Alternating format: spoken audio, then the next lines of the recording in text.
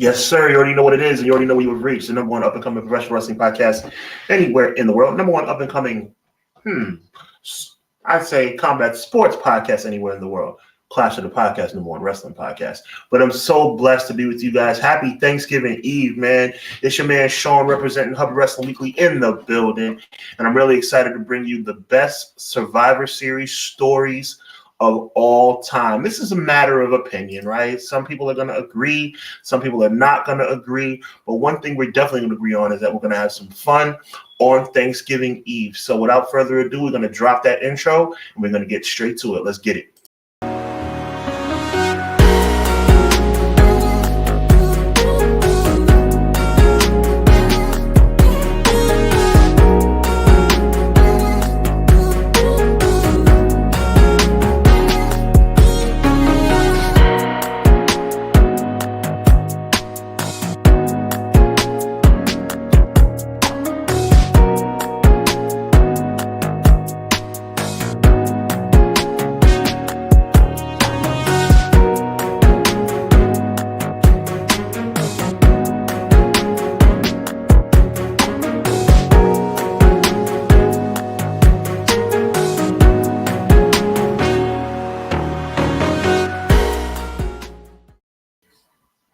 Yes, sir. It's your man Sean in the building. Fired up for another episode of HUBBanomics. You already know what it is, man. Definitely honored to have you guys here. Episode 43 is in full effect, man. Want to give a shout out to the chat, man. An early arriving chat today, man. It's a blessing to see y'all here on Thanksgiving Eve, man. You know what I'm saying? Big shout out to the whole. Oh my goodness. Big shout out. Appreciate you, man. Yeet to you too, man. Jazzy, my lord. Appreciate you. 9196 in the building. Miracle. I'm searching for a miracle. I believe the impossible's in the building. What up, Sean in chat? Appreciate you, my guy. He goes on to say, who's ready for Survivor Series this weekend? I'm ready, man. I'm ready. We're going to have a good time. M. Leezy for Sheezy in the building says, hello, good evening, everyone. Hope you had a good Wednesday. Hope you had a good Wednesday too, my brother. The one and only Conrad Cushman, co-host Clash of the Podcast, 605 Eastern Standard Time every Monday night on the Everything Pro Wrestling channel. He says, what's up? I see him doing some modding for me, bro. I appreciate you thoroughly. Thank you, my friend. Appreciate you so much. Happy Thanksgiving Eve from M. Leezy for Sheezy. Conrad checking on everybody. Appreciate that. Conrad asking everybody what their favorite Survivor Series matches were. It looks like Miracle's doing great. Miracle's wishing everybody well. Miracle's saying Brett versus Austin, Sean versus Sid, Underdogs match from 1995. The Underdogs match was fire. I got to give you credit for that. Who else? Miracle also says the entire Survivor Series from 1998. Team Flair versus Team Piper from 1991. Brett versus HBK 1992. Miracle's talking about Teamsters versus Bad Guys from 94. And Conrad letting it be known in solid answers. That's a fact. Brett versus Diesel, he says, from 95. Sir Quill's in the building. Welcome, my brother. He says, what's going on, Hubs? It's your boy, Sir Quills, is back again to enjoy another dope edition of HUBBanomics. Let's get into this Survivor Series talk from one of the best in the game today, HWW, hashtag HUBBanomics. God bless you, my friend. That means a lot to me, man. Thanksgiving Eve, feeling real good tonight right now. Brett versus Diesel and Elimination Chamber 2002. I was there for that Survivor Series. M. Leezy for Sheezy says. Let's get right into this, man. We're really fired up. I want to thank you guys for taking the time out on a Thanksgiving Eve to come rock with your boy, man. I have a lot of fun stuff in store for you, man. So we're going to get right into this thing, man. Listen, Survivor Series to me has always been a very fun and historic pay-per-view. Let me know if you guys hear me all right, okay? Give me a thumbs up or give me some acknowledgement about if you can hear me. I appreciate it so much. I want to make sure the audio is good for you guys. Survivor Series has always been a very important pay-per-view to me. And honestly, lately it's been a little bit of a disappointment. I'm not one that really enjoys the War Games aspect that much. I never have really enjoyed the past couple of years where they have just decided that War Games is going to be the feature presentation of Survivor Series. Unfortunately, there's nothing really to do about that. You know what I'm saying? Right now, it seems as if they're really going to stick with this War Games vibe and kind of rock it till the wheels fall off. Again, I'm not really a big fan of that. However, at the end of the day, I guess we have to kind of live with it and see what happens from there. All I can say is this, man. The Survivor Series has been, shout out to Miracle. Appreciate you for the feedback. I don't understand why they went away from the traditional Survivor Series matches. I'm not going to lie to you. This countdown is going to include a lot of Survivor Series match information.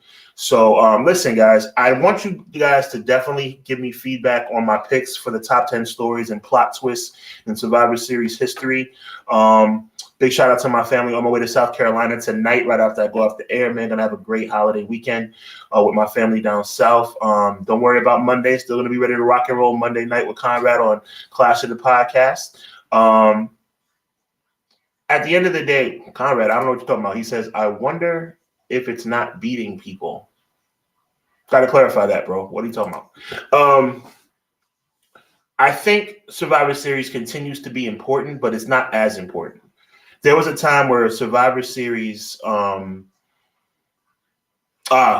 clarification. He says, enjoy it. Thank you. I appreciate you, Miracle. Conrad says, or if it's booking, protecting people as it relates to possibly not allowing them to take a L on their way to WrestleMania season. Well, where before, that's a perfect point by Conrad, where before Survivor Series was almost the kickoff to WrestleMania season. We're going to see a little bit of that real soon in this countdown, man.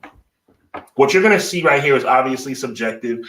I'm going to give you a little bit of a teaser already and let you guys know that Survivor Series 2001, the Alliance versus WWE is not in this countdown. I want to give it an honorable mention. I do have another honorable mention that I'm going to give a lot more detail to.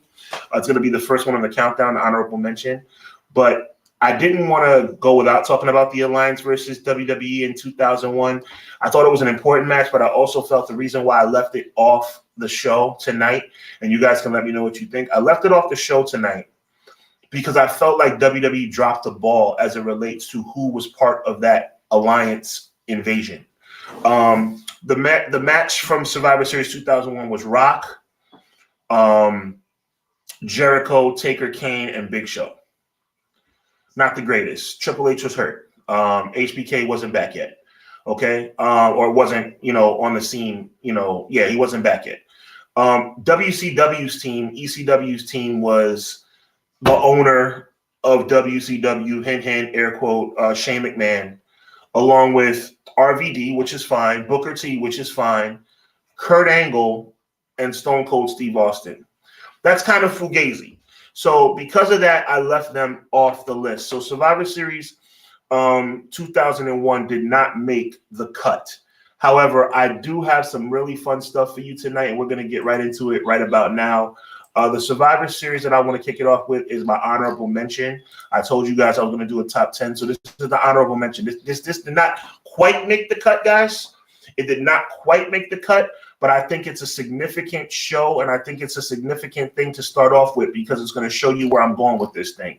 And somebody actually mentioned it earlier in the chat. Big shout out to Miracle, I believe it was. So the Survivor Series, obviously, like I said, the historical significance is major. And I want to take you back to 1994, and I want to talk about a really cool storyline that kind of like took off in 1994, and that would be the bad guys versus the Teamsters at the 1994 Survivor Series. This show was jam-packed with stuff. You had, Yokozuna versus Undertaker in the rematch casket match. You had Lex Luger's team in a situation going up against, I believe it was the $1 Million Team. You obviously had the world title match later on in the night. But I think that this show right here started off really cool. The first music of the night, after Gorilla Monsoon and Vince McMahon welcomed you to the show, was Big Daddy Cool Diesel leading Shawn Michaels and the Teamsters to the ring. Shawn Michaels jumps in front of Diesel on his way to the ring. Obviously, a little bit of a sign, but even though we know that Shawn Michaels was a glory hound, we knew Shawn Michaels at the time was, the seeds were being planted, but this is the match, I believe, that really set the trajectory in place for what would eventually be the feud between Shawn Michaels and Diesel. I thought this entrance art was completely awesome. Look at HBK in the front, the late, great Owen Hart, the late, great Jim the Anvil Neidhart, the one and only Double J Jeff Jarrett, and dead center in the middle was the WWE one half of the tag team champions. Most recently, the Intercontinental Champion lost that title to Razor Ramon at SummerSlam earlier that year, but a man that was on the trajectory, on the rise to becoming the biggest name in WWE at that time, and I'm talking about Big Daddy Cool Diesel. I mean, look at that team, y'all. Look at that team. I think it was a really dope team, and I think that they really showed the dominance of Diesel. When you think about this match, right, the way they played this match out, I think it was really super cool how they played this match out. Let me tell you what I mean. In this match, you had a situation where HBK was hanging out on the apron the entire time. You saw Owen Hart get in the ring. You saw Jim the Anvil Neidhart get into the ring. You saw a little glimpse of it was Double J. But HBK would never tag in. Like, HBK would just hang out on the apron all night long. Diesel would eliminate via jackknife Sione of the Head Shrinkers, Fatu of the Head Shrinkers, the 1-2-3 Kid, and via Big Boot and Countout eliminated the British Bulldog. Got to a point where Big Daddy Cool was about to finish off Razor Ramon. Then Shawn Michaels wants to tag in. Okay, HBK, now you want to come in. Now you want to steal the limelight. And for the third time, the first time was at SummerSlam when Diesel lost the Intercontinental Championship. The second time was a little bit down the line on a house show. I believe it was on TV also. It could have been on Action Zone or something like that. Somebody help me out. I believe it was Action Zone. And then it happened the third time. Super kick to the face. That's when Diesel said, you know what? Enough is enough. I've had enough of your crap, HBK. I'm tired of getting kicked in the face. I'm tired of getting hurt by you, man. You're supposed to be my partner. Diesel had enough. Diesel starts throwing Double J out the way. Diesel starts throwing the King of Hearts out of the way. He starts throwing the Anvil out the way. He's chasing HBK up the aisle. So cool, man. Chasing HBK up to the aisle to the point where HBK is running away, has his tag belt in his hand, talking to Todd Pettengill, right?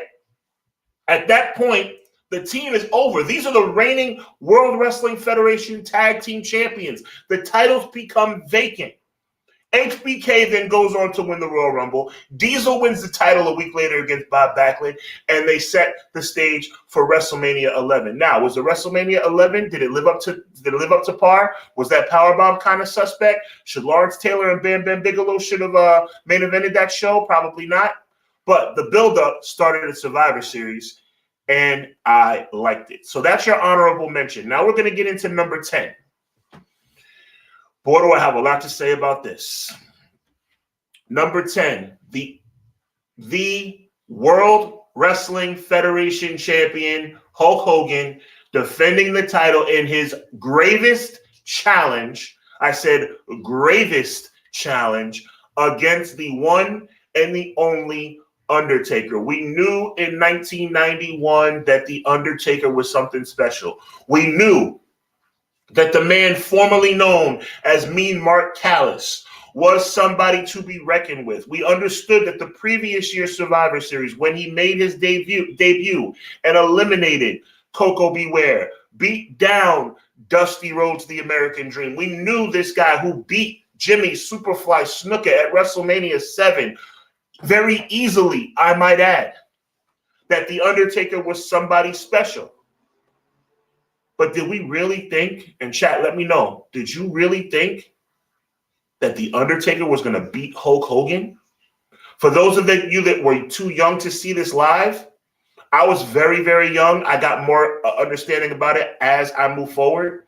But at the time, I was only like 5 years old, maybe 5 or 6 years old. So I don't really know all the ins and outs about it.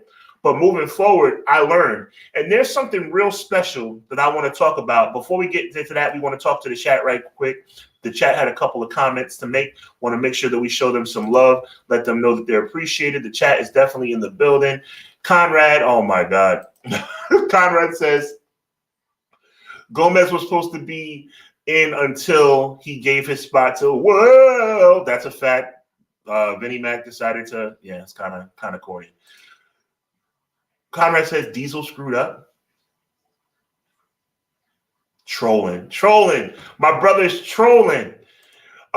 Miracles talking about Bob Backlund. Bob Backlund's post-match interview was fire. I kept rewinding it mostly to look at that beautiful winged eagle. I love it. MJB in the place to be. Welcome. He says, "Hey yo, the bad guy is here." I love that. I love that. Miracle says, "I think Sean, as an HBK, was hurt at the time. Kayfabe. True, but the storyline was definitely all on top of everything." Shout out to you, Miracle. It was Action Zone. I appreciate you very much for that. You know what I'm saying? MJB in the place to be says, "I'm still shocked at the Montreal screw job. Thought it was a work." No, I don't think it was a work. Big shout out to Miracle once again. He had messed up Coco's neck from the tombstone. That's concerning. Well, we're going to talk about messed up necks and lies and bullcrap. Clown in the building. Cleasy 13Z for Tweezy. Afternoon. Appreciate you, man. Miracle says, "Sean and Conrad and I are the same age." That's what's up. That's what's up. Big shout out to Conrad. He says, "Best Pope. Oh, you got me, brother. Oh, you got me." You got me, brother. We're going to get into that right now. Emily Fashizi says, "Diesel should have pinned Brett after he went through the table instead of raising his black glove." He definitely dropped the ball. Is that going to be on the countdown later? We'll see. Miracle says, "I agree with you about that storyline." Let's get back to the brass tacks of the show, man. Appreciate the chat. The chat is lit right now. Appreciate you on Thanksgiving Eve, man. Appreciate y'all greatly. Listen, let's get back to it, man. Survivor Series 1991, the gravest challenge. Now, people have to remember that at this time, the Nature Boy, I'm going to give you a little history lesson, man. At this time, the Nature Boy Ric Flair had recently arrived to WWE. I think Miracle talked about this also. Earlier in the night, Ric Flair was successful and was the sole survivor of his debut at the Survivor Series. He ended up becoming the sole survivor of the opening match of this pay-per-view. Now, when you move forward into the annals of the show, now, for some of us who understood the brass tacks of WWE at the time, usually the world title match was the last match of the night. Not this time. This pay-per-view would be main evented by LOD and the Boss Man going up against the Natural Disasters and IRS. So it kind of gave a little bit of an indication, since pay-per-views usually end with the good guy winning back in those days, chat, let me know if you feel me on this, maybe there's a chance Hogan might lose. But no, there's no way. Hogan's the man. There's no way that, Undertaker's going to come on the scene within a year and take out Hogan. Well, this is what happened. They go back and forth. Hogan does the little Hulk up thing. Undertaker's selling. Undertaker's doing his thing. Undertaker's being the savage that he is. Hogan's coming back, doing whatever he has to do. But here's the thing. The Nature Boy Ric Flair, remember, like I said, maybe not the greatest matches of all time in Survivor Series, but the greatest stories of all time. So here comes Ric Flair moseying his way down to ringside. And Hogan, now I want to put myself back on camera for this.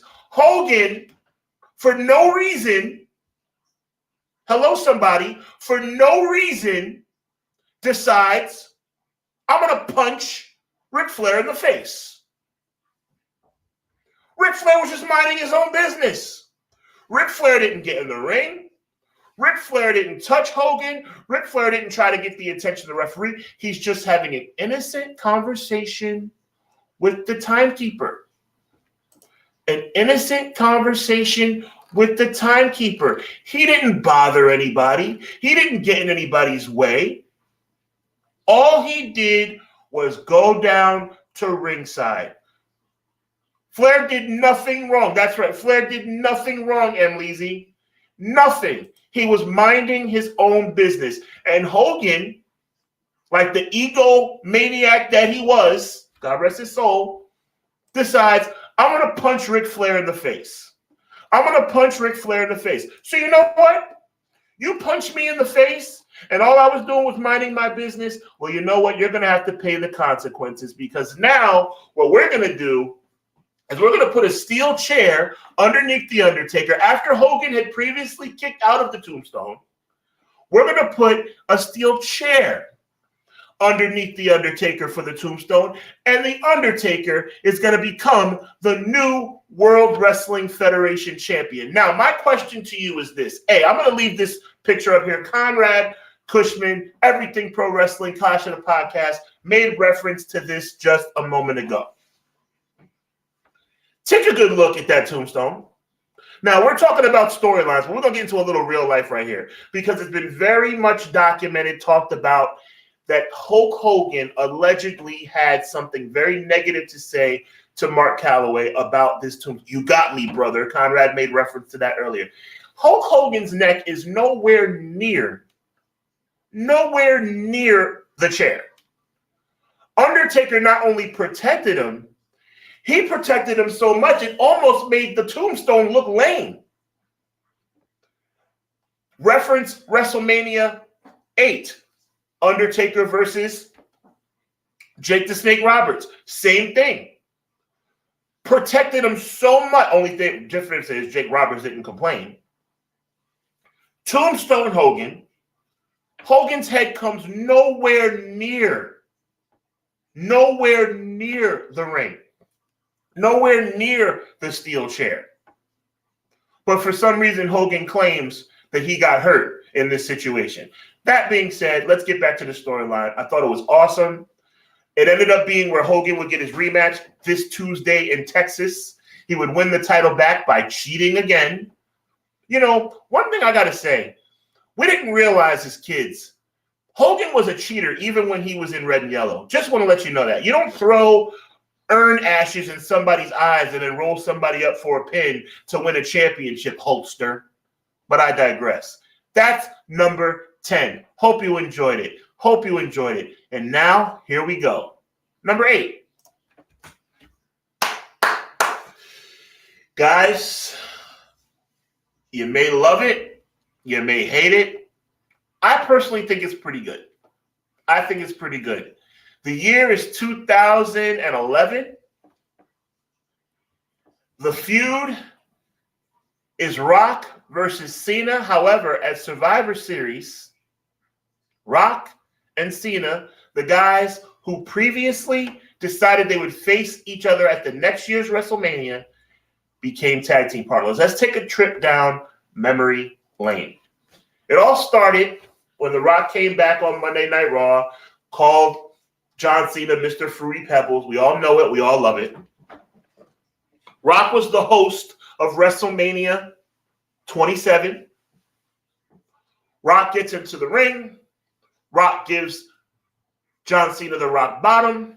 1, 2, 3. The Miz retains the championship. The following night on Monday Night Raw, these two men, gotta be honest, these two egomaniacs, I'm gonna put myself on camera saying that, these two egomaniacs decide they're gonna main event the WrestleMania the following year. No Royal Rumble, no Elimination Chamber. We're gonna main event WrestleMania. That's how they sounded, by the way. Okay. During the course of the next few months, The Miz and R-Truth started getting in the mix. And The Miz and R-Truth at Hell in a Cell that year attacked CM Punk, attacked referees, attacked John Cena inside Hell in a Cell, along with Alberto Del Rio. This leads to John Cena wanting to have a match. But he needs a partner. So he decides that he is going to get The Rock to be his tag team partner at the Survivor Series. Here we go. R-Truth, also known as Awesome Truth, going head-to-head, 2-on-2 with the most electrifying man in all of sports entertainment against the Doctor of Thugonomics, Mr. Hustle, Loyalty, and Respect, Mr. Rise Above the Hate, John Cena, in a tag team match. Now, again, not talking about the greatest matches in Survivor Series history, talking about the greatest stories. Let's go through this one more time. From the rock bottom at WrestleMania to making the main event match the night after, to R-Truth and Miz attacking everybody in the steel cage, calling on The Rock to be a partner, all the way through The Rock bottoming John Cena after winning the match. Not a bad storyline. I have that as number 9. Not a bad storyline in this humble man's opinion. So I want to see what you guys think. Let's go back to the chat for 1 second. Talk to the people real quick. Want to make sure we keep everybody in the loop. Love the energy y'all giving me tonight. Appreciate y'all so much. So yeah, that's the first two, man. We're coming out the gate strong, man. Rock and Cena tag teaming at the Survivor Series. Here we go. Matt Lopez says the tombstone earlier looked more nasty than this one on the chair. 100%. Miracle says that was an awful one at WrestleMania 8 against Jake. That's a fact. It really wasn't good at all. Even as a kid, I was like, that didn't look like it hurt. Hogan was a heel all the way through his run. Yes, Miracle. Yes, MJB in the place to be. He says, I remember, I'm sure Jesse Ventura had something to say about that time. Speaking of hostile words, Bret Hart seems to still have smoke with HBK. Oh, we're going to talk about that. Yes, we are. MJB Miracle says, glad R-Truth got to be in the main event. Me too. Shout out to Joel. Appreciate the heads up. PG Era in the place to be. I appreciate that, MJB. Appreciate that greatly. So let's check this out. Let's keep moving, man. Very cool things so far. What do you guys think about the countdown so far? Really early in it, gonna keep the momentum going. You know what I'm saying? I really love the Survivor Series, and you're seeing it right now. These are like I said, the best storylines I feel that took place.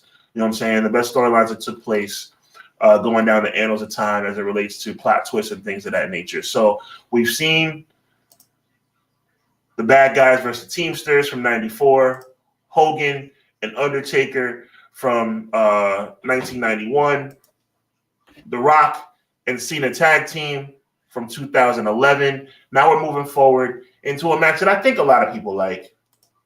2003, Team Stone Cold versus Team Bischoff. Let me tell you why I like this match. Had a lot of layers. Stone Cold Steve Austin and Eric Bischoff obviously have history from back in their WCW days. Just want to break this down real quick. It is noted and talked about that Eric Bischoff fired Stone Cold Steve Austin via FedEx, while Stone Cold was recovering from injury. Stone Cold Steve Austin was at that time known as Stunning Steve Austin, a very talented guy even at the time. I actually enjoyed Stunning Steve Austin. I'm going to do this for Conrad. Rolling the film dial. And I guess Bischoff did not feel that Stone Cold would be anybody, or Steve Austin at the time would not be anybody he'd be wanting to invest in. I thought Stunning Steve showed promise. He was a former television champion, former United States heavyweight champion, former tag team champion, one of the greatest tag teams of all time with the Hollywood Blondes and Flying Brian Pillman. But Eric Bischoff didn't see it. So fast forward all these years later, for some reason that I still don't understand, Vince McMahon hires Eric Bischoff to be the general manager of Monday Night Raw. Later on in the year, or I should say the following year, Stone Cold Steve Austin decides after WrestleMania 19 that he's no longer going to wrestle, but he still wants to be on television. So they make him an authority figure on Raw. And he ends up being the co-general manager with Eric Bischoff. Stone Cold Steve Austin, as we all know, again, this is the story we're talking about, not necessarily the match. Stone Cold Steve Austin likes to beat people up. But the problem is, similar to the way that Linda McMahon explained it to him on Raw during one particular episode, you are now the co-general manager. You are in a position of authority. Again, notice the story. You can't be beating people up as the co-GM. The only way you can lay hands on people is if you are physically provoked. Stone Cold Steve Austin would have to hold back unless he was physically provoked. There were people that physically provoked him on purpose, like Test and Scott Steiner. There were people that were physically provoking him accidentally, like Chris Jericho hitting him with the beer can by accident and getting stunned for it.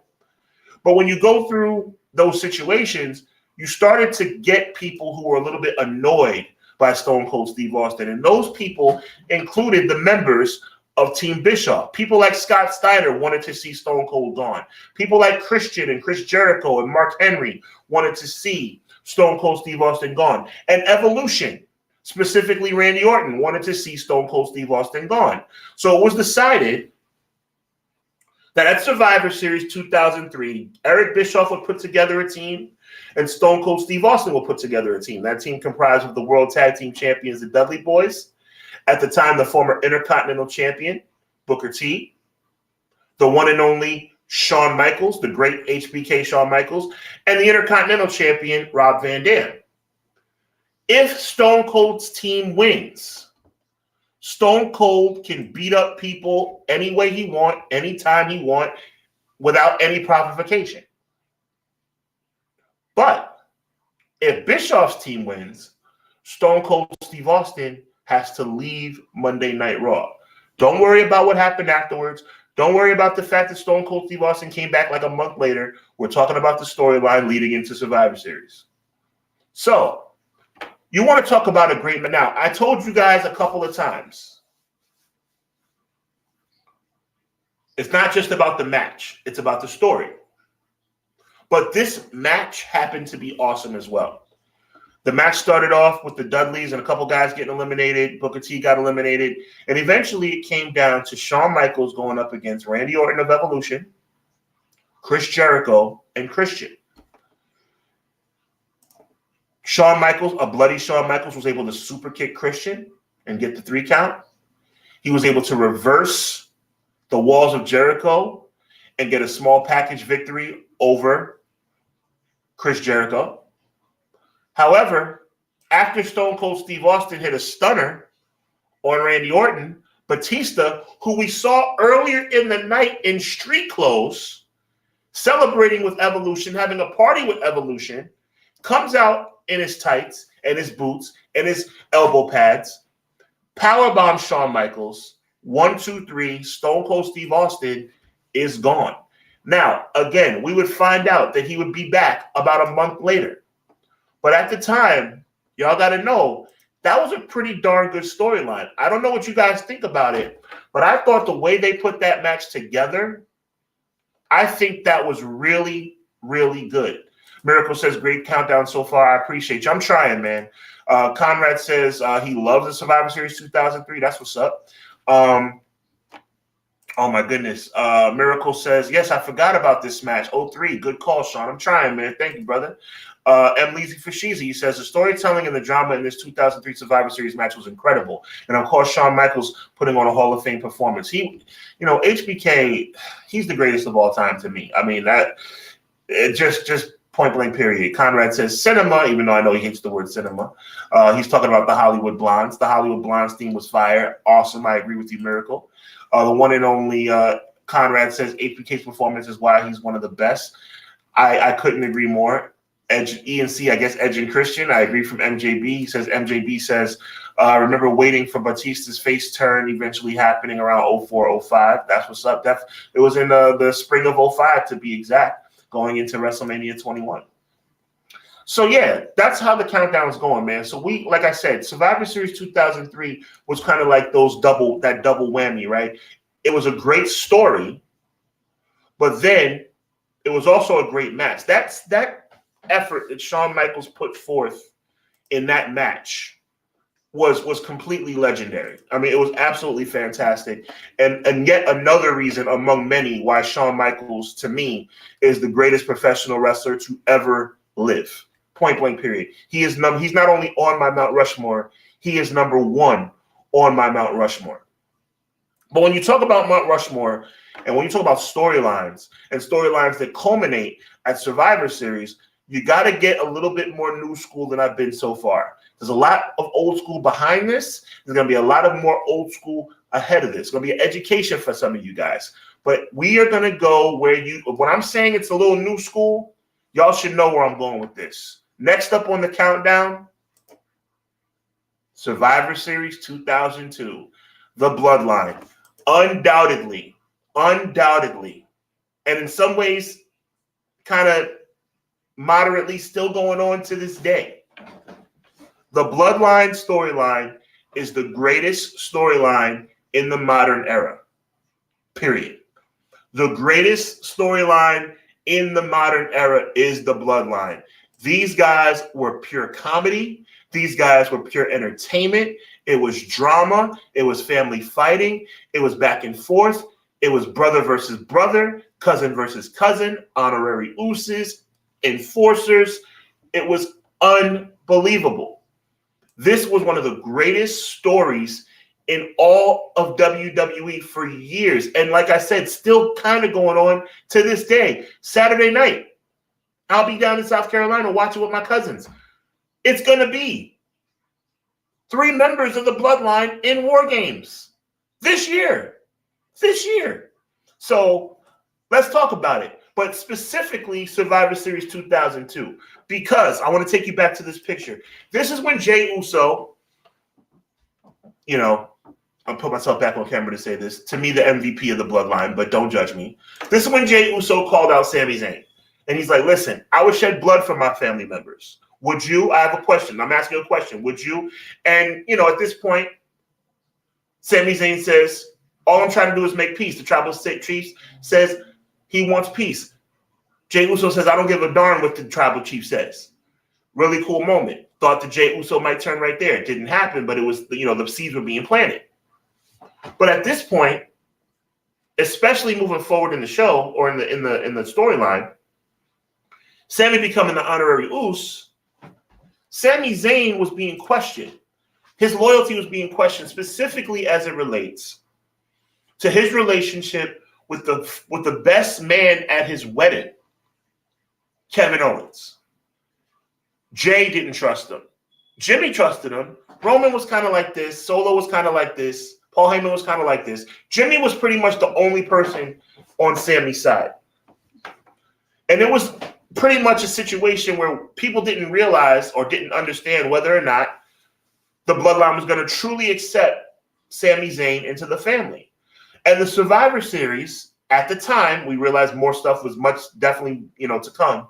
But at the time, this was going to be the culmination of figuring out just who Sami Zayn was. Is he the honorary Uso, or is the bloodline going to turn on him, or is he going to align himself with Kevin Owens? Well, we would find out, because when Kevin Owens hit the Stone Cold Stunner or the KO Stunner on Kevin Owens, on Roman Reigns, Sami Zayn stops the count. He stops the count. This is cinema. Conrad, I know you hate that word. This is cinema. He stops the count. Then he offers Sami Zayn to Jey Uso. Jey Uso, his biggest foe in the bloodline, the person who trusted him the least, says, hey, Jey, you don't believe me now? I laid out KO, jump off the top rope and get the win. And then in one of the coolest moments, now I'm going to take myself off camera because y'all going to think I'm bugging when I say this. What I'm about to show y'all now was the coolest moment of the match. Jey Uso hugs, embraces Sami Zayn. The crowd cheers. The crowd cheers as Jey Uso finally accepts Sami Zayn. And the bloodline reigns supreme at the Survivor Series with Sami Zayn front and center. Listen, y'all. I don't know why people are so against I guess you could say, running it back with the bloodline. I told y'all before that I felt like it would be dope if Jimmy, Jay, and Roman all turned heel and turned on Punk and Cody and all got back together. People are like, yo, I don't know. I don't see what y'all are complaining about, bro. Because to me, the bloodline is the best storyline in years. In years. I mean, how do you feel about the QB1 era? I'm not feeling it. MJB says, I wanted to see Marty versus Shawn at WrestleMania, and he got released only to come back years later for that Vince Kiss My Butt Cup. Yeah, that was supposed to be WrestleMania 8. Marty Jannetty had some stuff. It is what it is, bro. It is what it is. Clown says Mount Rushmore is art, and art is subjective, so we have different faces. Hey, no argument there. MJB says the storyline was inevitable, though being related to my blood too. Fair enough. Here we go. Miracle says, yeah, that was, that was the epitome of great storytelling in and out of the ring from that year. No question. I mean, it is what it is. And Miracle says 2002. Oh, okay. I don't know what I said. I meant 2022. I appreciate you, bro. Clown says you need a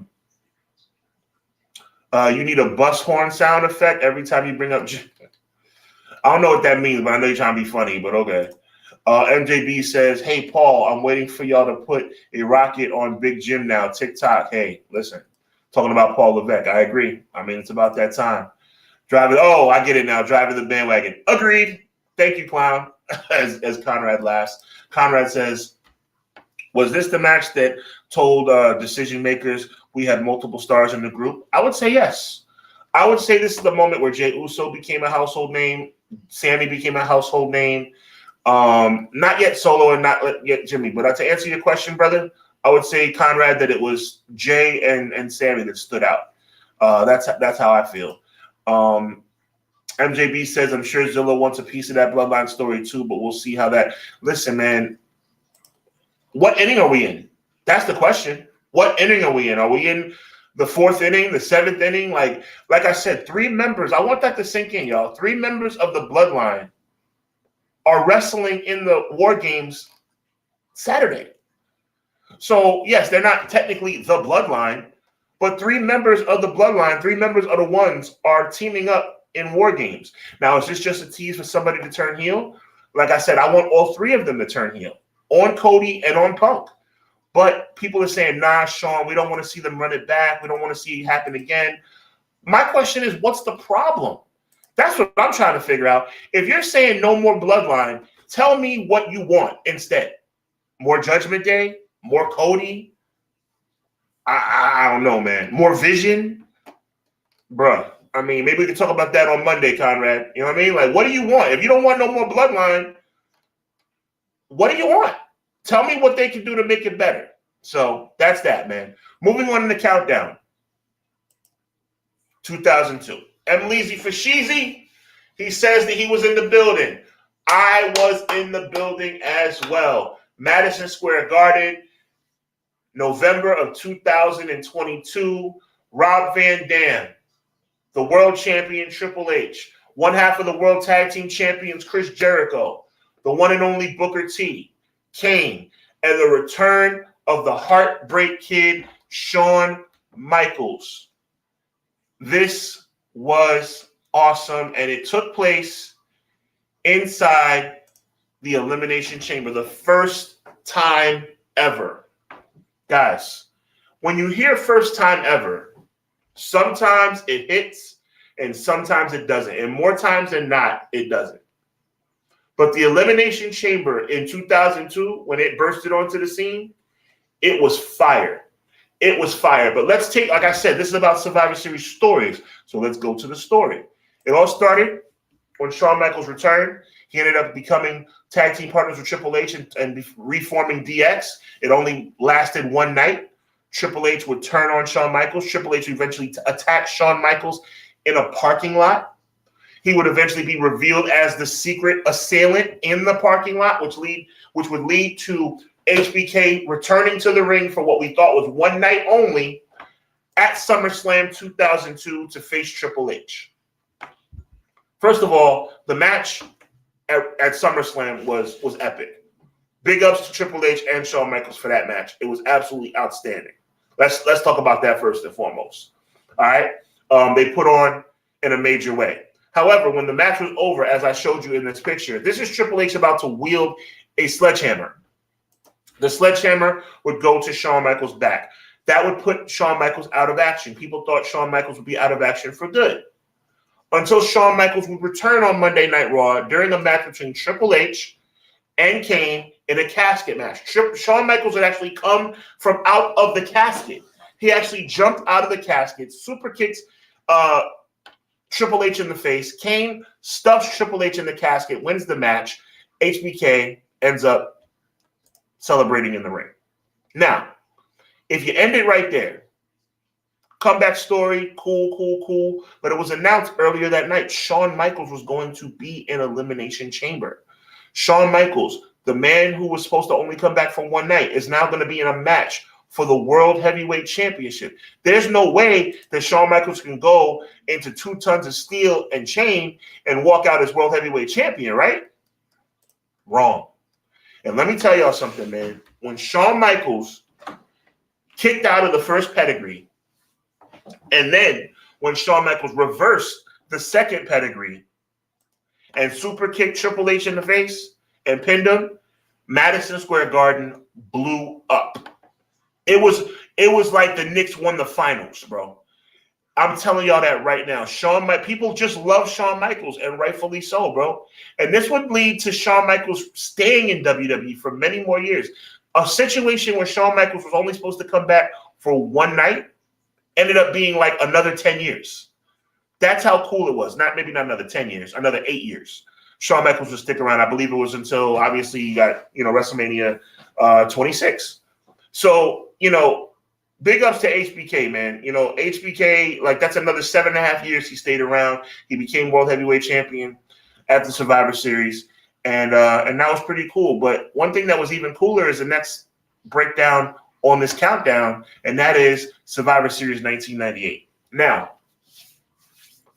because it's a deadly game, 1998, Stone Cold Steve Austin, the World Wrestling Federation champion, and Vince McMahon hate each other.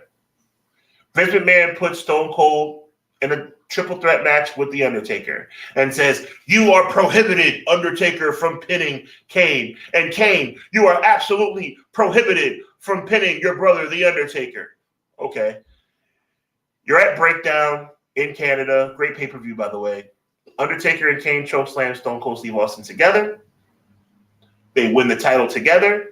But you can't be champion together unless your name is Michelle McCool and Layla, or your name is China and Triple H. China and Chris Jericho. Otherwise, you can't be champions together. So the title was held up. Then Stone Cold Steve Austin became the referee at Judgment Day, where it was going to be Undertaker versus Kane for the title. Stone Cold stuns both of them. Stone Cold gets fired. Stone Cold gets rehired by Shane McMahon. Stone Cold gets entered into the tournament, and Stone Cold has a chance to win his title back. But there were a couple other people in that tournament who had a chance to make some noise, including Vince McMahon's favorite son, Mankind, including the People's Champion, The Rock. Well, here's how it played out. In the first round, The Rock gets approached by the Big Boss Man, who previously got eliminated by Stone Cold Steve Austin, but gets re-entered into the tournament because Triple H was injured. 10 seconds later, probably more like 5 seconds later, The Rock rolls up the Boss Man, wins the match, moves on to the next round. Following that, he would move on to face Ken Shamrock. Ken Shamrock, he hits him with the People's Elbow, a rock bottom, can't get the win. Big Boss Man comes out, tosses the nightstick to who we thought was Ken Shamrock. The Rock intercepts it, hits Ken Shamrock in the head. 1, 2, 3, moves on to the semifinals, where he faces The Undertaker. Now, you may be asking yourself, hey, if he's facing The Undertaker, why does Kane have his hands around The Rock's throat? I don't know. You'd have to ask Kane. But at the end of the day, you sit up here and you have Kane chokeslamming The Rock. That's illegal. He's not in the match. The Rock wins. Here's the thing. Simultaneously, Stone Cold Steve Austin has made it to the semifinals. He's going up against Mankind, who at the time is Vince McMahon's favorite son. However, at the same time, Vince McMahon has allied with, or aligned himself, I should say, with Mankind. We remember Shane McMahon has aligned himself with Stone Cold Steve Austin. Shane McMahon has bucked up against his father, and Shane McMahon is going to help Steve Austin in any way he can, including the fact that Shane McMahon helped The Rock get into the tournament by beating D'Lo and Mark Henry the previous Monday on Raw. Like I said, Shane McMahon rehired Stone Cold Steve Austin. So if there's anybody who's going to help Stone Cold Steve Austin do what he has to do, it would have to be Shane McMahon, right? Wrong. Mankind gets Stone Cold stunned by Steve Austin. There is no Vince because Vince can't get up. He's in a wheelchair. Looks like Pat Patterson and Gerald Briscoe are standing to the side. Sergeant Slaughter's not doing anything. Shane McMahon runs to the ring. He counts 1. He counts 2. He stops counting, and he shoots Stone Cold the double you-know-what. Stone Cold Steve Austin eliminated. Mankind moves on to the finals. Mankind would then face The Rock. Now, everybody knew earlier in the night, if you watch the show again, make sure you check it out. Stone Cold Steve Austin runs Vince out of the building. Vince is gone. Shane is gone. The boss man is gone, even though the boss man veered right and we all saw it, but we were pretending that we didn't see it. The McMahon family has left the building, so it's going to be a one-on-one match. The Rock. It's going to be Mankind. There's not going to be any interference. Here comes Vince. Here comes Shane. Here comes the boss man. Everybody's back in the building to see Mankind win. Mankind's going to win the World Wrestling Federation Championship. It's going to stay in the corporation. Everybody's going to get what they want in the corporation. People are going to be very disappointed because everybody likes The Rock, so it's not going to be any Rock, not going to be any Austin. Well, we all know what happens when people put the sharpshooter on at Survivor Series. The bell gets rung. And at the end of the day, the person ringing the bell was Vince McMahon, and The Rock became the new corporate champion. So on the countdown, I have moved this up in the countdown to say, because you might say, well, what match is this? I'm going to say the combined effort of The Rock at the 1998 Survivor Series. I want to know what you think. I thought this was a fantastic night. I thought it was a fantastic story. I thought they put it together extremely well. The Rock becomes the new WWE champion at the Survivor Series at the expense of Stone Cold Steve Austin, at the expense of Mankind, at the expense of everybody in the building who loved The Rock, who was like, The Rock's my guy now. The Rock's my guy now. The people's champion, the people's elbow, the people's eyebrow, blah, blah, blah, blah, blah, blah, blah. Nobody cares because at the end of the day, the corporation always wins. Sorry. Loved it. Absolutely loved it. So for me, it was a fantastic night. Had to put it on the countdown. Survivor Series 1998. Conrad says, that's the issue with the story. It feels like they never moved on from it. Solo thing, Reigns and Usos. I hear you, bro, but it's still fire, though. It's still good TV. Miracle says, I just don't see it happening. Okay, the Usos getting back together with Roman. I get it. MJB says, they could hint at the Bloodline 2.0 if Zilla debuts. Yo, my boy MJB is looking for Zillify too. Hardcore, bro. I love it. Conrad says, I can hear all these video packages. Yeah, that's...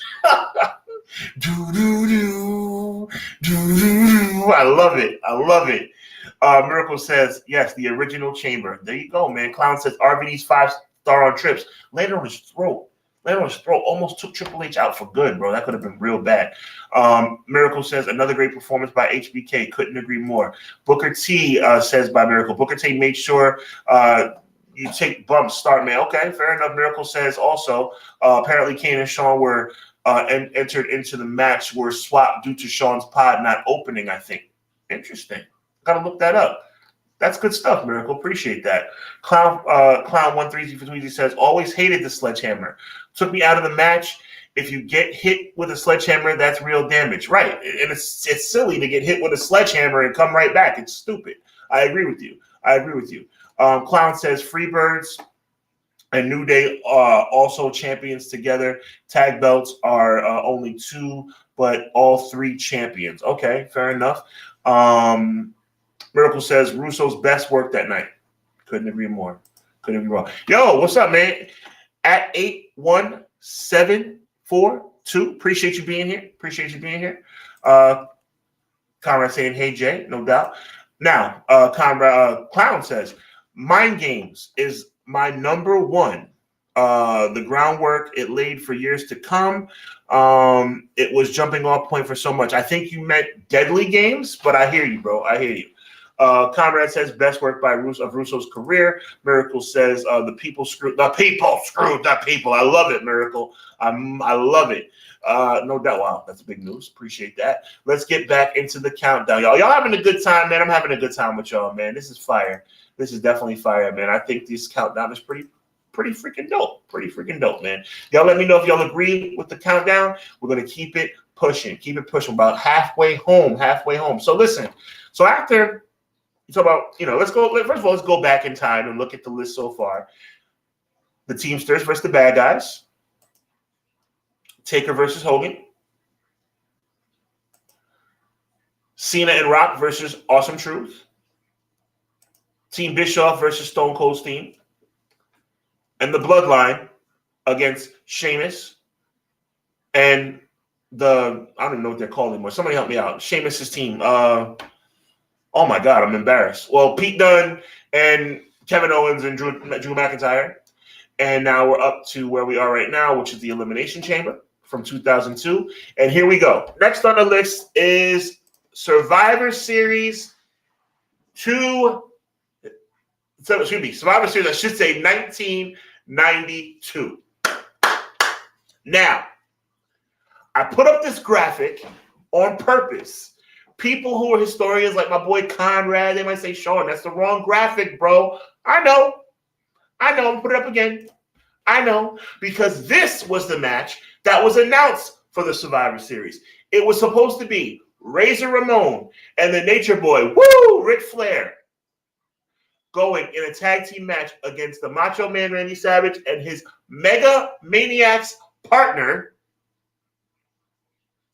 the Ultimate Warrior. That was the match. However, as Vince McMahon, as the one and only late great Gorilla Monsoon is talking to the late great Bobby Heenan, I believe it was on Superstars or Wrestling Challenge, he's saying, I don't think Ultimate Warrior is going to be at Survivor Series. Like, what's going on? Now, I kind of took it with a grain of salt. Like, what does that mean? It doesn't mean anything. Well, it meant a lot because the following week on Primetime Wrestling, which used to come on Monday nights, before Raw, back before Raw was a thing, it was Primetime Wrestling. Mr. Perfect, who was the host of Primetime Wrestling, along with Bobby the Brain Heenan, along with Vincent Kennedy McMahon, along with Hillbilly Jim, and along with Hacksaw Jim Duggan, the Macho Man comes on the air and says at the 11th hour, President Jack Tunney, has given given the Macho Man, I should say, 24 hours to find a new tag team partner. Now, as a fan, you're watching, you're trying to figure out what's going on here. I don't understand. Where's the Ultimate Warrior? Now, it turns out Ultimate Warrior had some issues, contract dispute, whatever it may have been. He was gone. Actually came back at WrestleMania earlier that year. By the Survivor Series, he was gone again, right? So they have to come up with a storyline. Again, greatest stories in Survivor Series history. They have to come up with a storyline to explain the Ultimate Warrior's absence and then insert somebody new into the match to be the Macho Man's tag team partner. Now, they could have changed it to Macho in a single against Razor or Macho in a single against Razor Ramon, but this is when WWE was at its best. Outside of the Bloodline, the modern era of WWE storytelling is not that good. Back in those days, it was excellent.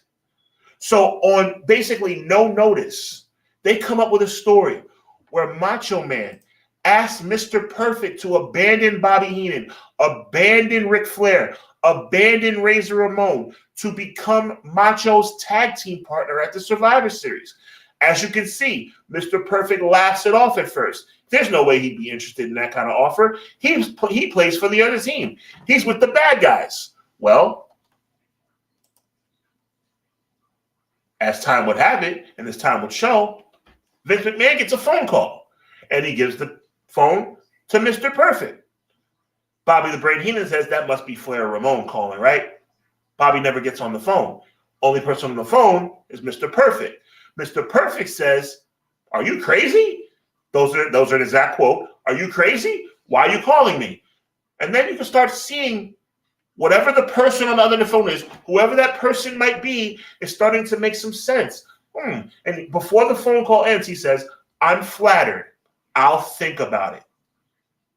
Bobby the Brain Heenan says, hey, sorry, wasn't able to talk to you, Rick. When you called, I'll talk to you later. Ric Flair says, I wasn't the one who called. So Ric Flair and Razor Ramon are still thinking this is a joke. There's no way Perfect's going to. Razor Ramon says, you're one of the bad guys. Oye, Chico, you're one of the bad guys. You work for us. But there's some verbiage that Razor says. There's some verbiage that Ric Flair says that kind of rubs Mr. Perfect the wrong way. Razor Ramon says, Oye, Chico, I understand you used to be somebody. I understand that Bobby the Brain Heenan and Ric Flair made you somebody. I don't think Mr. Perfect liked that very much. I don't think Mr. Perfect appreciated saying that he was being someone considered to only be a manager, to only be an announcer. Ric Flair says, you've been sitting on your soft behind for over a year. Ric Flair says, you will walk in my shadow. There's nothing wrong with walking in Ric Flair's shadow. It's just like walking in the shadow of John Wayne. So Mr. Perfect has gone from laughter to, maybe I should think about this, because Mr. Perfect, in his mind, is still the greatest wrestler ever. And he's saying to Bobby Heenan, and he's saying to Vince McMahon, and he's saying to Hacksaw Jim Duggan and Hillbilly Jim, hey, it doesn't matter that I've been on the sidelines for a year. I can still get back into that ring tomorrow and perform perfectly. So he goes from laughter to contemplation, on the phone to angry. Because now he feels like his manhood, his respect as a professional wrestler has been tainted, has been talked about, has been disrespected by Razor, has been disrespected by Ric Flair, maybe even disrespected by Bobby the Brain, because Bobby the Brain says, hey, you can come up with somebody better than being Mr. Perfect. A couple of times slipped up and said he's just a manager. Hillbilly Jim is saying, hey, Perfect, are you just a manager?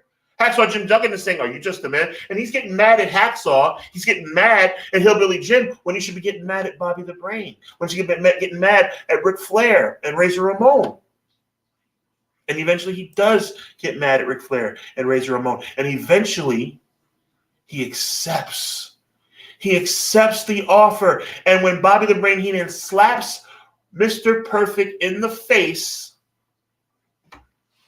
Mr. Perfect turns the tables, pours water on that wet weasel, and goes on to become the partner of Macho Man Randy Savage at that 2 days later, Thanksgiving Eve, Survivor Series, Takeout Ultimate Warrior, insert Kurt Hennig.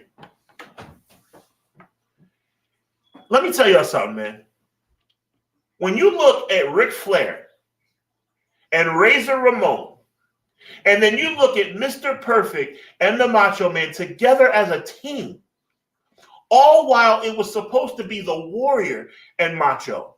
And then they go through, bam, feeling laughter, to contemplation, to bewilderment, to anger, to exhilaration, to laughter, all the way back to the Survivor Series. Bro,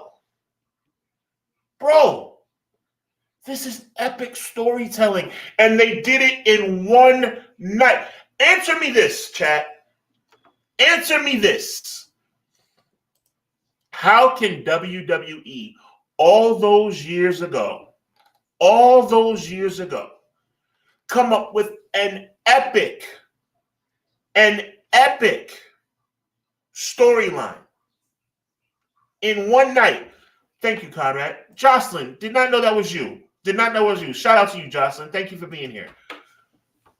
How can they come up? And I want you to answer. How can they come up with a storyline that epic in one day and somehow can't come up with storylines for months at a time in WWE in 2025. Help me understand. They pivoted from Warrior to Perfect in one night and made it make sense. Made it make sense and made me interested. Bro, it was just awesome. Just awesome, man. Sir Quills reminds me it's the Brawling Brutes. I appreciate you, brother. Miracle, I love it. He said, I walked in your shadow. You're out of your mind, Ric Flair and Mr. I love it. I encourage you guys, go on YouTube and just Google Mr. Perfect face turn. Epic stuff, man.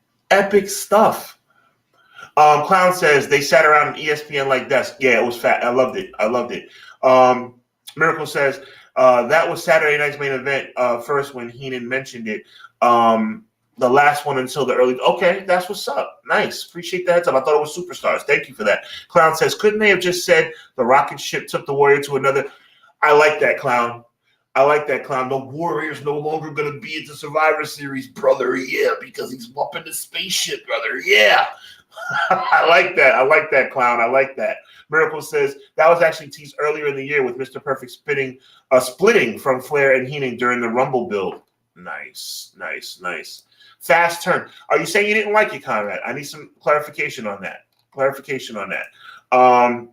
Miracle says, I didn't like that Heenan was begging. He's a manager and he's a heel. It's all good. Smaller circle, right? Okay. Miracle says, it was different time compared to now on 4. You ain't lying, bro. Oh my, you ain't lying, Cloud. I'm not going to repeat that, but you're right. So anyway, y'all let me know what y'all thought of that story. I mean, the one night heel turn thing was super dope. One night face turn, I should say, was super dope. And it made me excited. It made me excited for the match, man, because, you go into Survivor Series. Now it's Mr. Perfect and Macho going up against Razor and Flair. And I thought it was a good match. Like I said, you already saw the Razor and Ric Flair come down the aisle. Here comes Macho and Perfect. And even during the match, Perfect has second thoughts. Macho Man's getting beat up. He's having second thoughts. He walks halfway up the aisle. People was like, yo, he's going to turn on Macho. He's going back. But then comes back to the ring. Double high five. On the same page. And Mr. Perfect's on his babyface run through 1993. I thought it was awesome, man. So that's pretty much it, man. That's how I felt about 1992 Survivor Series. We're almost there at the top of the countdown. Here we go. Survivor Series 1998. Team Mega Powers versus Team Twin Towers. Y'all know what it is, man. It's the one and only Big Boss Man and Akeem captaining their team of the $1 Million Man with Virgil, along with the Red Rooster and Haku. Going up against the Mega Power team, Hogan, Savage, Coco Beware, Hillbilly Jim, and the Mighty Hercules, along with Miss Elizabeth. Here's the deal. At the 1988 Survivor Series, the seed was planted. It was all love. It was all fun. Everybody's having a good time. Macho Man just eliminated the Red Rooster. Hogan celebrating. Macho celebrating. It's all hugs and having a good time until the match was over. It was a great match. It was a great success. You thought that Hogan and Savage were on the same page after Macho survived. Hogan came in after Macho got the tag finally from Hogan. Hogan hits the leg on Haku. 1, 2, 3. Put myself back on camera for this. But my question is this, man. Is it appropriate to embrace your homeboy's girl? Like, not just on some what's up type stuff, like a big hug, like lifting her off her feet? I don't think that's pretty appropriate, man. I don't think that's cool. I don't think the Macho Man thought it was cool. Look at that face. Look at that face. Again, we're talking about storylines. Look at that face. He's angry.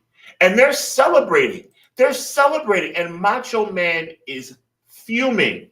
You know why? Because the Mega Powers in about 3 more months are going to explode.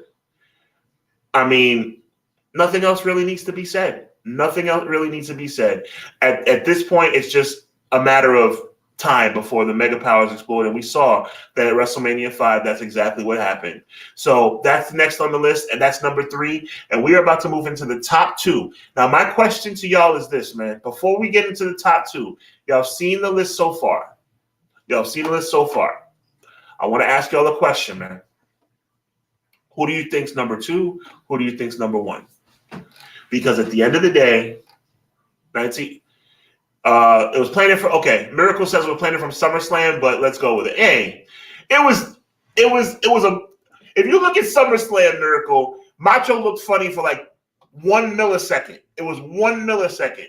Survivor Series, it was on some, we're ready to rock and roll. So for me, look, I know a lot of people are going to think what number 1 is. So you'll probably be very surprised at what number 2 is. Number 2, I'm going to give it to y'all now. Number 2 is one of the most controversial situations in all of pro wrestling. You would think it'd be number 1, but it's not. Survivor Series 1997, Shawn Michaels, Bret Hart. We all know the story. We all know that Shawn Michaels and Bret hated each other. We all know that Shawn Michaels refused to put over Bret Hart at some point, so Bret Hart refused to put over Shawn Michaels in Canada. We all know about the Wrestling with Shadows documentary, when it was clear that Shawn Michaels was supposed to be in a schmoz with Bret Hart, and Bret Hart was supposed to retain the title via double disqualification, and then Bret Hart would walk out of Canada as champion, possibly relinquish the title the next night on Raw. But Vince McMahon didn't want to do that. Vince McMahon was very concerned that Bret Hart might take the title of WCW, just like Medusa did with the women's title. So it was a plan put together, and it went a little something like this. They went into the ring.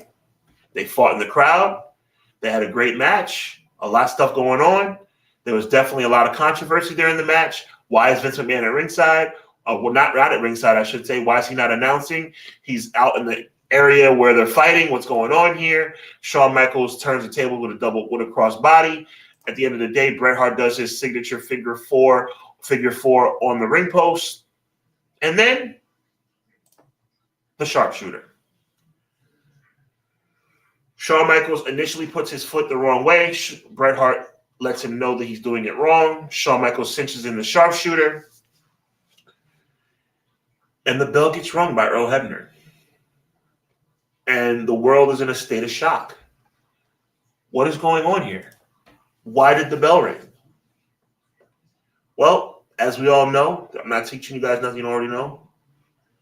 This is the most controversial moment probably in all of pro wrestling history. Something similar happened between the Fabulous Moolah and Wendy Richter, Madison Square Garden, years earlier, where Wendy Richter was pinned by a masked Fabulous Moolah, lost the title because Wendy Richter refused to give the title up. But this was on worldwide pay-per-view, one of the most anticipated matches in history. This was a rematch from 18 months earlier at WrestleMania 12. Bret Hart was supposed to win the title back from Shawn Michaels at WrestleMania 13 when Shawn Michaels lost his smile and had a bad knee. Whether he was really hurt or not, we'll never know. This was the culmination of that. Montreal, Canada, the whole world watching. And all we can see is Bret Hart bewildered and confused, looking down at ringside, trying to figure out what the heck is going on. Who's looking at? Vince McMahon, who told the referee to win, who demanded that the referee ring the bell. Nobody understood why. Shawn Michaels acting like he didn't understand why. Got to give Shawn Michaels some credit for good acting on this one. Shawn Michaels acting like he has no idea what happened. Because little did we know that he, along with Vince, along with some other people, along with Triple H, were in a hotel room earlier that weekend, saying in Triple H's words that they were going to, since Bret doesn't want to do business, we're going to do business for him. Vince tells Shawn. Vince tells Triple H.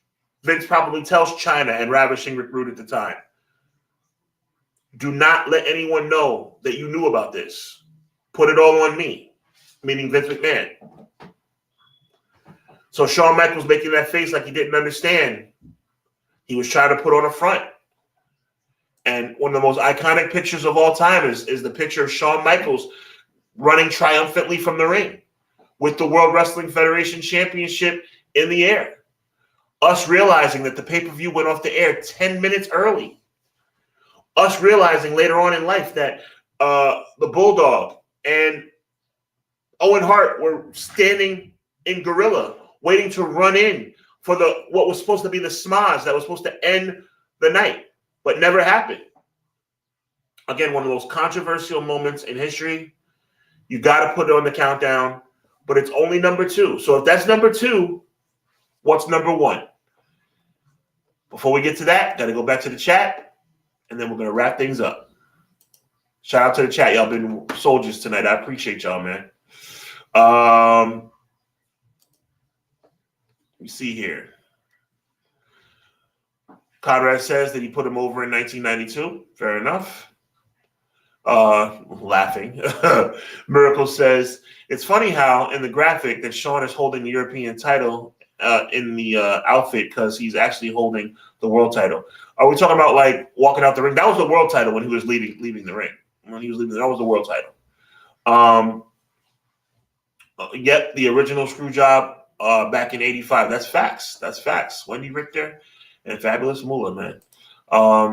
Miracle says, "Oh, Brett knew what was going on." I guess. We'll never know. We'll never know. So here's number 1, y'all. Here's number 1. We're gonna get you out of here on Thanksgiving Eve, man. I appreciate y'all checking me out. I feel like this is the greatest story ever told at the Survivor Series. The greatest story ever told. The year, we're going back to 1994. Bret Hart defends the World Wrestling Federation Championship against Bob Backlund in a submission match where the only way to lose is for your corner man to throw in the towel. This is number 1.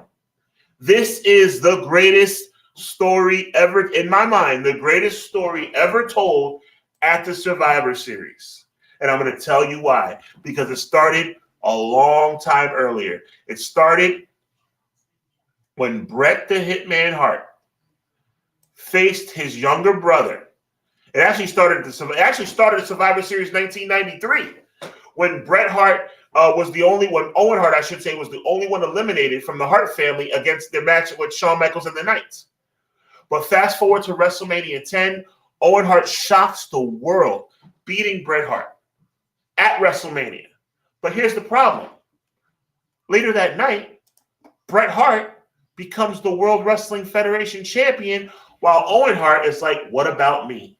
Once again, I'm able to shock the world. Once again, I'm able to do something amazing. I beat my brother Bret on the worldwide stage of WrestleMania in Madison Square Garden, but yet somehow Bret Hart still gets the limelight. Somehow Bret Hart still gets all the recognition, still gets all the glory. So you know what? I got to do what I got to do to get some glory of my own by becoming the 1994 King of the Ring. All of a sudden, The Rocket becomes the King of Hearts and stands side by side with Bret Hart's former tag team championship partner, Jim the Anvil Neidhart. Now, simultaneously, there's something else going on. Simultaneously, because that summer, Bob Backlund, or earlier that year, I should say, probably the previous year, Bob Backlund, former World Wrestling Federation champion from 1983, comes back to the WWE and wants to get back into the championship mix at the age of 40.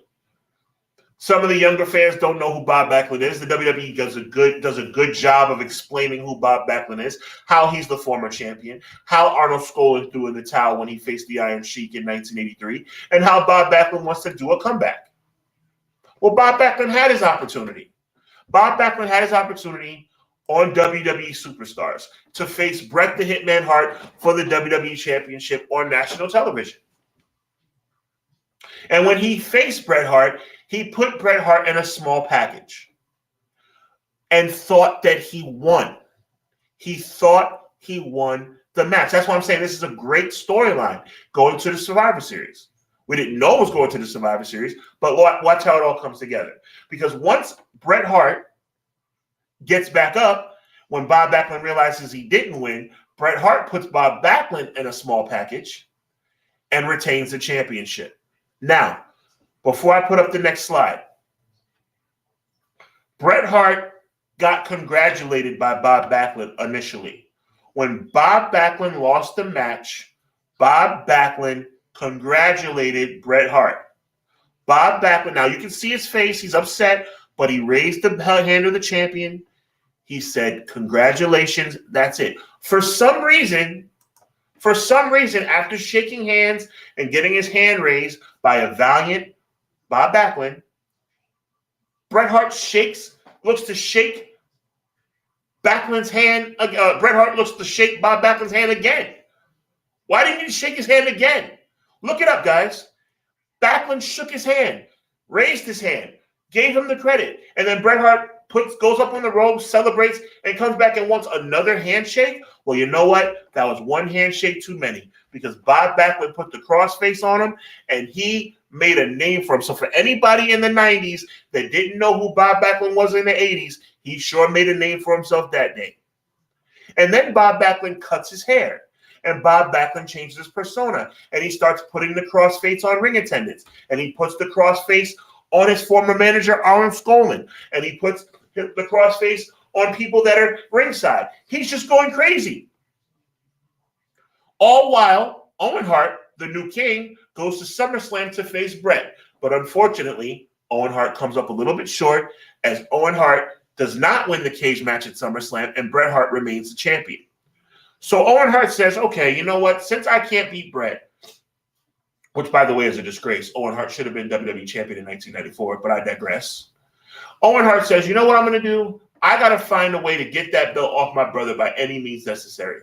So you know what I'm going to do? I'm going to team up with Bob Backlund, and I'm going to face my brother, and I'm going to be in Bob Backlund's corner at Survivor Series. And yes, Owen Hart interfered in the match. You're just seeing right now where Owen Hart's standing outside the ring. He had just previously broke up the sharpshooter that was previously placed on Bob Backlund by his brother Bret. And here comes Mr. Bulldog to save the day. He lunges as Owen Hart, but Owen Hart, who was a freaking ninja, gets out of the way. Bulldog gets knocked out.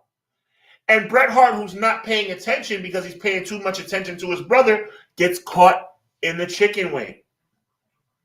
Now, Bret Hart can hold on for a long time if he has to, but here's the problem. This is a submission match. You know Bret Hart's never going to quit, and the only way for Bret Hart to even lose the match is if the Bulldog, who's now unconscious, throws in the towel. Are you seeing now why this is an awesome storyline? So now Owen Hart feels remorse. Owen Hart's sad. Owen Hart's like, you know what? I was wrong. This is the holidays. It's Thanksgiving. We shouldn't be like this, Mom. We shouldn't be like this, Dad. I love my brother. I was wrong. And then he says, you know what, Mom? You got to help me. You got to help me, Mom. Throw in the towel. Throw in the towel, Mom. Make this right. Meanwhile, all Owen had to do was throw in the towel, and Bret Hart would have retained the title. But that doesn't matter. Throw in the towel, Mom. I want you to throw in the towel. Well, she threw in that towel. She threw in that towel, and by God, Bob Backlund became the new World Wrestling Federation champion. But you know what the good part is? The good part is Owen Hart and his brother reunited. The good part is Owen Hart saw the error of his ways and wanted to make things right. So even though Bret's no longer the champion, Owen and Bret are going to go home with Martha and Stu and all the other brothers and sisters, and they're going to go home to the dungeon, the house where the dungeon is, the Hart Palatial Palace in Calgary, and they're going to have a wonderful Thanksgiving together because Owen saw the error of his ways. Oh, no, he didn't. Oh, no, he didn't. It was a plan the whole time. You want to talk about storylines. You want to talk about epic storytelling. Owen Hart, the entire time Bret goes through all this drama with Bob Backlund, all these issues with Bob Backlund going crazy, remembering that he beat Bret at WrestleMania, remembering that Bret got all the glory for winning the title, remembering that he was the king, but unfortunately couldn't win at SummerSlam, decides to interfere in a match, knock out his brother-in-law, get Bret Hart in this chicken wing, manipulate his mother into throwing the towel and getting what he wanted, the belt off of his brother.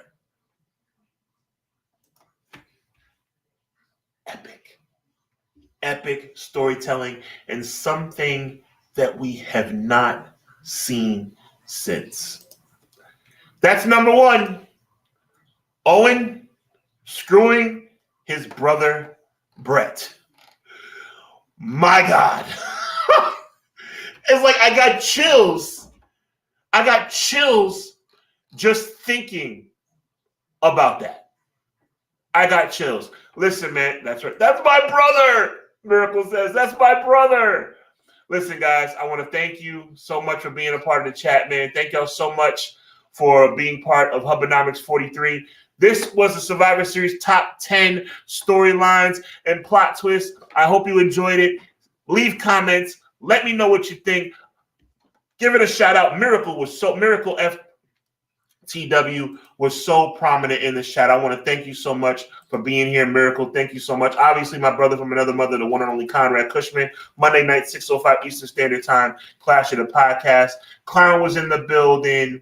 Jocelyn was in the building. Who else was in here, man? I appreciate y'all. Real rap, man. I appreciate y'all. MJB in the place to be was in the building. So many others, man. I want to thank y'all. Sir Quills was in the building.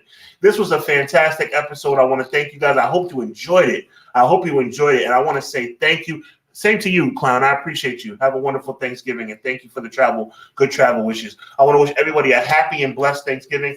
I'm on my way to the southern state of South Carolina. I want to thank you guys, and I'll be back in New York to rock up with you guys and my boy Conrad and all the chat for Clash of the Podcast on Monday. Again, I hope you guys enjoyed this episode. I had a lot of fun with y'all tonight, man. So as always, God bless, be encouraged, evil never prevails. Happy Thanksgiving, y'all. It's your man, Sean. I'm out.